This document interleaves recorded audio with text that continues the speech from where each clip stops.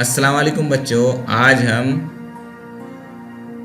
पहली जमात उर्दू की किताब से पढ़ेंगे और दोहराएंगे। पढ़ो और दोहराओ। बच्चों, ये नज़म है, उसका नाम है प्यारी तितली। आप मेरे साथ पढ़िए।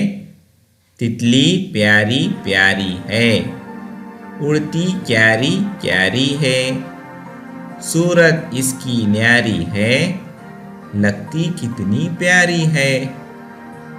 फूल के जैसी है तितली, रस की प्यासी है तितली, फूल से ये रस पाती है, अपनी प्यास बुझाती है।